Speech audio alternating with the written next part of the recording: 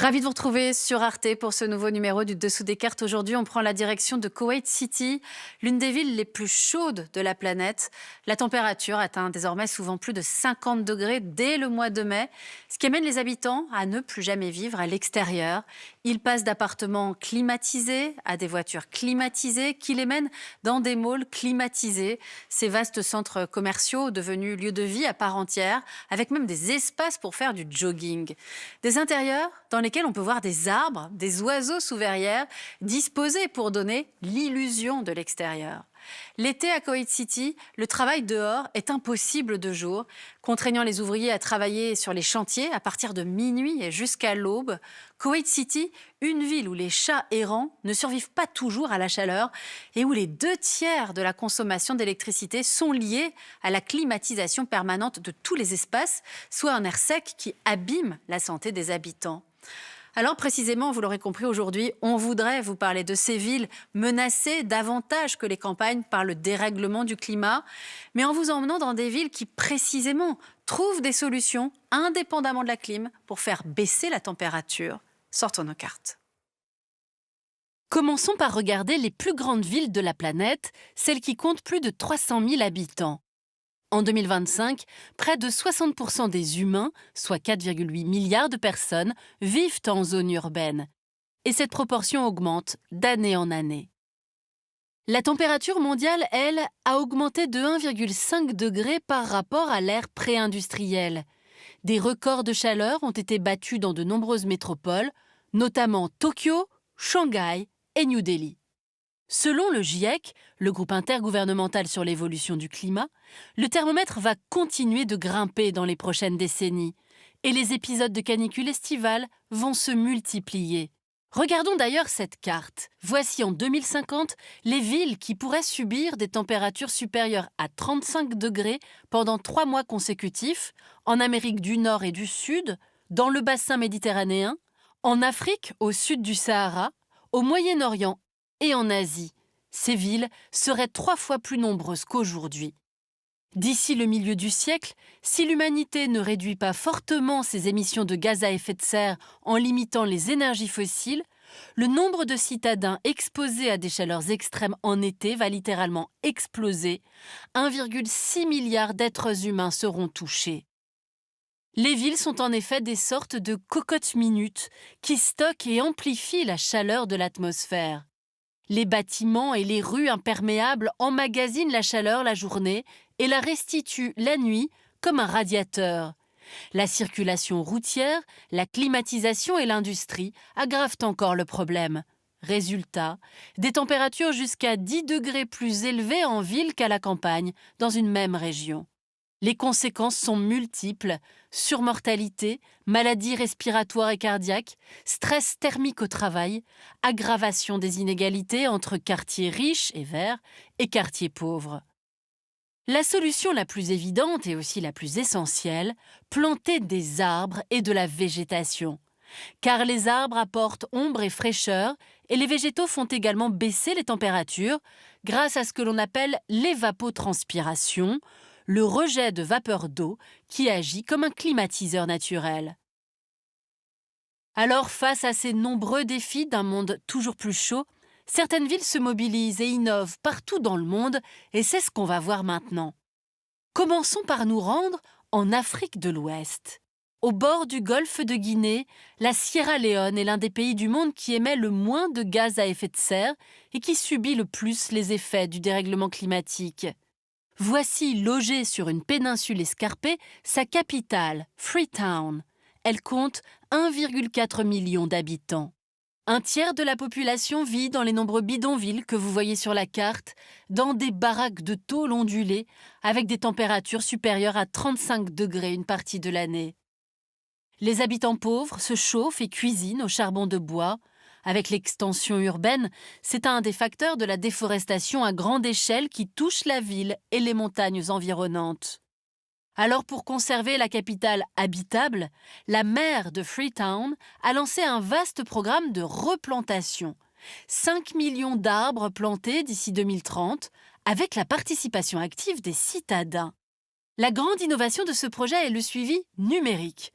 grâce à une application mobile de chaque arbre par les habitants qui les plantent et veillent à leur bonne croissance, avec un taux de survie de 80%.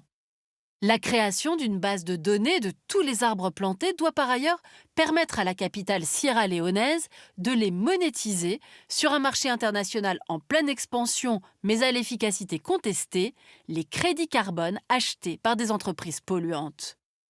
À présent, direction la Colombie, en Amérique du Sud. Voici Medellín, la deuxième ville du pays, plus de 4 millions d'habitants. C'est aujourd'hui l'une des villes du monde les plus en pointe pour la végétalisation des espaces urbains. Ici, depuis 2016, on a construit un réseau de 30 couloirs verts parsemés de centaines de milliers d'arbres et de plantes d'essence locale, le long des grandes avenues et au bord des cours d'eau.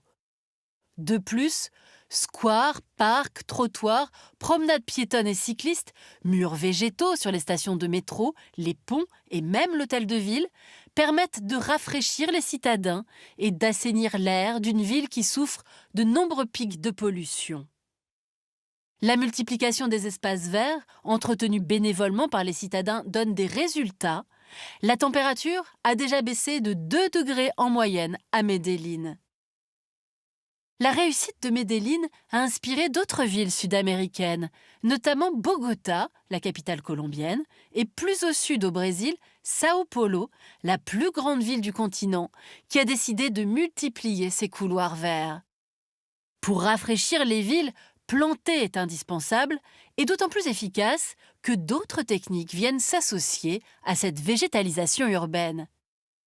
En Europe, voyons ainsi comment Lyon, la deuxième agglomération française, 1,8 million d'habitants, s'est attaquée aux îlots de chaleur. Alors qu'en été, les températures lyonnaises pourraient ressembler à celles de Madrid d'ici 2050 et d'Alger d'ici 2100, la municipalité développe 2 grands axes verts en plein centre-ville, la rue Garibaldi et la rive droite du Rhône, pour favoriser piétons et cyclistes. Pour que les Lyonnais puissent marcher et faire du vélo à l'ombre, l'ambition est d'atteindre 30% de couverture arborée en 2030. Lyon a de plus développé un réseau de froid dans les quartiers de la Part-Dieu et de Gerland. Ce système collectif de refroidissement puise l'eau dans la nappe phréatique, la refroidit, puis la distribue par un réseau de canalisation vers les bâtiments, le centre commercial de la Part-Dieu par exemple. Double avantage du réseau de froid, il est 2 fois moins gourmand en énergie que la climatisation et ne rejette pas de chaleur à l'extérieur. Alors à présent, direction l'Asie, particulièrement exposée à cette hausse des températures. Nous allons nous arrêter sur 2 villes situées dans des pays très différents sur le plan économique, mais avec un point commun, la volonté politique de trouver des solutions. En Asie du Sud-Est, à l'extrémité de la péninsule malaise, Singapour est une cité-État de plus de 6 millions d'habitants.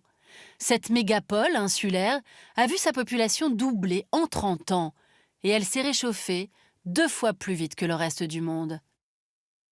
Singapour, où la richesse par habitant est l'une des plus élevées au monde, est aujourd'hui une ville-jardin high-tech. La moitié de sa superficie au sol est végétalisée.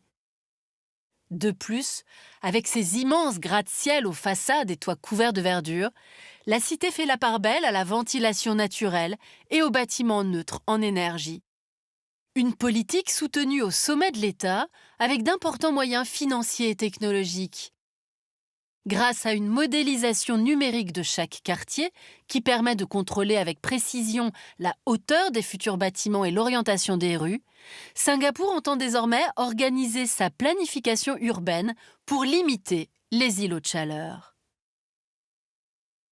Enfin, pour terminer, direction l'Inde, l'État le plus peuplé de la planète.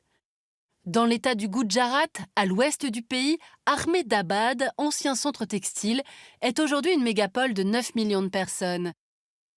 40% de ses habitants vivent dans des bidonvilles. Les données satellites de la NASA montrent ici les températures, quartier par quartier, en 2024. Les zones en orange et en rouge sont les plus chaudes. Pour faire face, la municipalité mène une politique volontariste de plantation et elle aide également les habitants à peindre leurs toits en blanc afin que ceux-ci réfléchissent les rayons du soleil. Résultat très encourageant, les températures ont baissé de 2 à 3 degrés entre 2020 et 2024. Autre mesure de protection, un dispositif d'alerte canicule accessible à tous, la distribution de ventilateurs et d'eau potable, l'ouverture de refuges climatiques. Enfin, la ville soutient le projet pilote d'une association de femmes, une assurance qui, pour $1 symbolique, leur permet d'être indemnisées quand la chaleur extrême ne permet plus de travailler. Voilà pour ce tour d'horizon de quelques villes du monde qui tentent de faire baisser le thermomètre.